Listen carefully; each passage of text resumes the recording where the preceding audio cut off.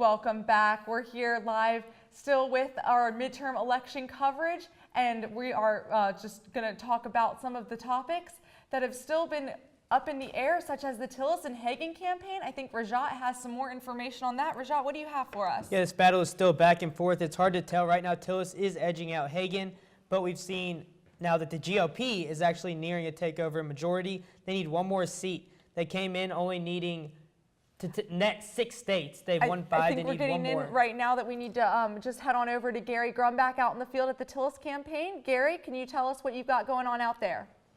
Ashley, thank you. This atmosphere is incredible. The only people sitting here are the print journalists over there. Everybody's on their feet. Everybody's excited. Every time a state gets called for the Republicans, there are people that start chanting, Tom, Tom, Tom. There are people that start cheering. Everybody's really excited for results. Right now, we've got 1.3 million people that have voted for Tom Tillis. 1.29 million people have voted for Kay Hagen.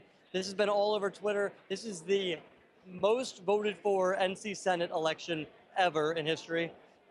So it's 49% to 47%. Tillis is on ahead with 95% in. Ashley, Rajat, back to you. We'll be here all night until it's called. Thanks so much, Gary. Those are some pretty astounding statistics that we have. So we're going to go on and see what the results corner has with Eric. Eric, what do you have for us? Hey, Ashley, so while we were gone, Georgia actually won, and the red won in Georgia, and so now the results are 48-2 in favor of the Republicans.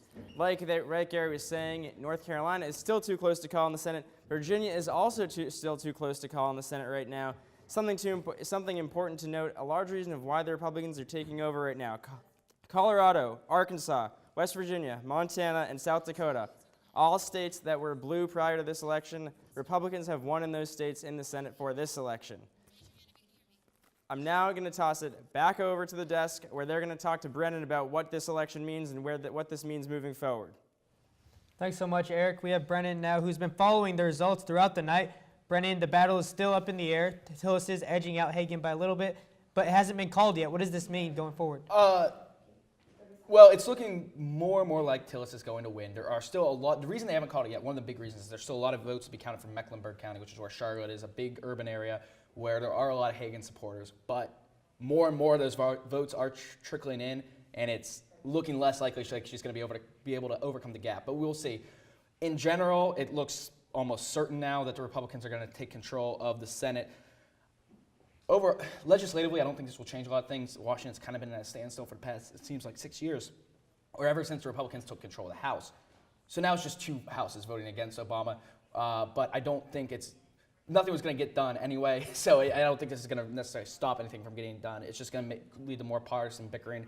And I wouldn't read too much into this into 2016, because if you remember in 2010, the first round of midterms for President Obama, his party, the Democrats, got beat real bad. That was sort of a Tea Party resurgence. Obama still won re-election pretty handily. So there's still a good chance the Democrats could keep the White House. We'll see. Still a lot to look forward to in the next 2 years.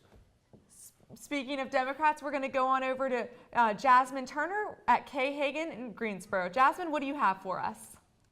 Hey guys, I'm here in the Greensboro Coliseum Plaza right now, where right now the energy is very calm. It seems like people are just waiting to see what's going to happen. Now, we've been talking about it all night, how close that this race has been, so close to call that it's, about 11 o'clock. We still haven't heard anything. I just actually met a supporter of Kay Hagen who was walking around with a big sign that says, Kay is okay. And right now, people seem okay with hoping that maybe she can pull through and take that seat again and represent North Carolina in the U.S. Senate. But we'll keep you updated. Hopefully, we'll hear something soon. Back to you guys in the studio. That's all the coverage we have tonight. Thanks so much for watching this special edition of ELN Election 2014. Have a great night.